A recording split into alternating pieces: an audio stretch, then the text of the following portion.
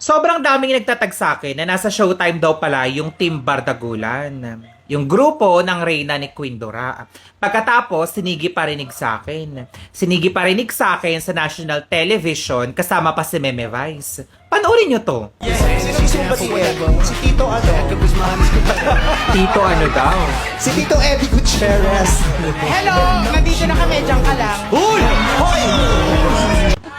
Ayan sa September 7, gaganapin namin ang meet and greet namin sa Pasay. Sold out. Tito Mars, ano?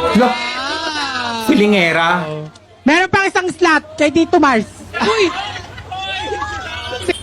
O ano, Queen Dora? Ano? Napakataas naman ang tingin nyo sa sarili ninyo. Nagkaroon lang kayo ng meet and greet. Ang akala ninyo, kung sino kayo sikat. Kung sino na kayong sikat, makaasta kayo. Makaganyan-ganyan pa kayo na nandyan na kayo, nandito ako. O talaga? Talaga nandito ako, nandyan kayo. Mga feeling sikat na sikat. Tsaka na kayo magyabang o tsaka ka na magyabang pagka-level mo na sila Heart Evangelista, sila Marian Rivera, ang ganong klaseng kasikatan. Hindi yung ganyan. Nagkaroon lang kayo ng meet and greet, akala mo kung sino ka na?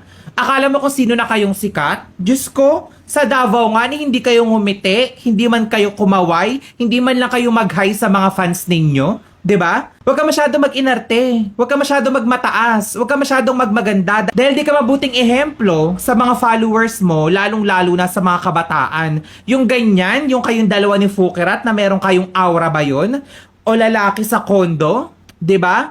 Pagkatapos ipapakita nyo sa live, tingin nyo, maganda ba yan? Magandang ehemplo ba yan sa mga fans ninyong karamihan mga bata pa? Tapos yung iinom-inom kayo ng lasing sa live, 'di ba? Tapos ipapakita nyo pa na lasing kayo, umiiyak kayo sa live. Tapos minsan yung mga kagarapalan pa ng mga ugali ninyo, ng mga bunganga ninyo, hindi lang ikaw. Yung mga kagrupo mo rin ganyan. Makapag-asta ka, akala mo kung sino kang sikat ngayon? Tsaka mo ko ganyanin pag sobrang sikat mo na. Tsaka magagaganyan pagka-level mo na sila Marian Rivera na tipong sobrang kasikatan ka na. Hello! Sinabihan lang kayo ng mga realidad? Sinabihan lang kayo ng mga katotohanan? Masyado na kayong galit na galit sa akin? Well, hindi ko na ho kasalanan yon kung talagang truth hurts. Reality hurts. Katotohanan, kaya masyado kayong nasaktan. Kaya pati sa national television, binabanggit niyo yung pangalan ko. Well, what a publicity. What a publicity for me. Should I thank you? Kailangan ba ako magpasalamat sa'yo? Kailangan ba ako magpasalamat sa grupo ninyo? No! Yan ngayon, meron na kayo meet and greet. Napirahan nyo na yung mga fans ninyo. Yung mga fans ninyong karamihan, mga asa pa sa mga magulang, di ba?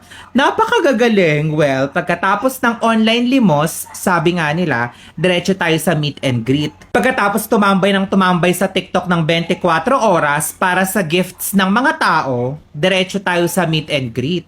Syempre, bakit hindi natin pagkakitaan? Bakit hindi natin aminin na pagkakakitaan natin yung mga batang fans natin na asa pa sa mga magulang nila?